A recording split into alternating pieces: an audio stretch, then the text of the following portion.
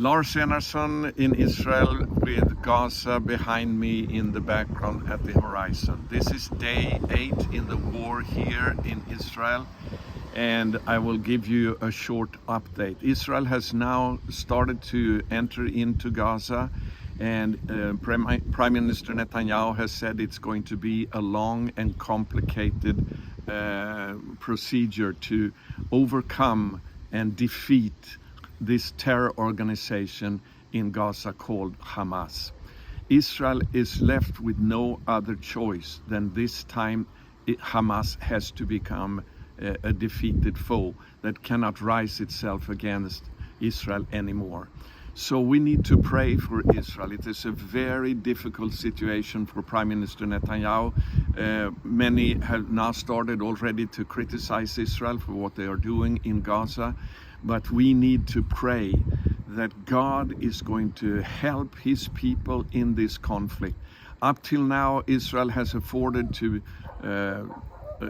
ignore Hamas as a greater threat, but now Hamas has shown that it is capable of being a real threat to the survival of Israel.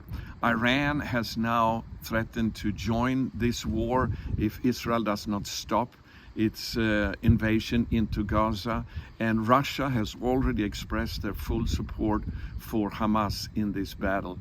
So this is extending now into becoming a major conflict. Warships from the United States and the United Kingdom are on their way to this area now of the world, and Hezbollah in the north is continuing with attacks and increasing their attacks into Israel. There are casualties every day now at the northern border. So pray for Israel at this time. Pray that the support for Israel will continue from the nations. God will protect his people, but the price they have to pay for this victory against Hamas will depend to a large extent to the support they will get from the nations. So that's why it's so important now for opinion to come to the side of Israel in this conflict against this terror organization.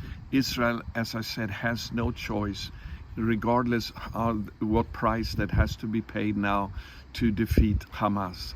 And let's pray that God will help Israel to find as many of the hostages, the people who have been taken hostage into Gaza, that they will be able to liberate as many as possible of these people.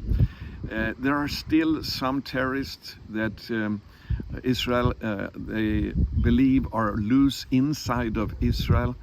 The gates to our community here are still closed, and a neighboring community just 6 miles from here was invaded yesterday during Shabbat. So pray for protection. There are rockets flying over Tel Aviv and the coastal area still from Hamas. It is a very dangerous situation, but thank you for your prayers. They are so vital in this situation. May God bless you for standing with Israel. Raise your voice and cry out to God for more support from the nations for Israel in this very, very difficult time. God bless you. Shalom. I'm Lars Enarson from Israel with Gaza in the background at the horizon. Shalom.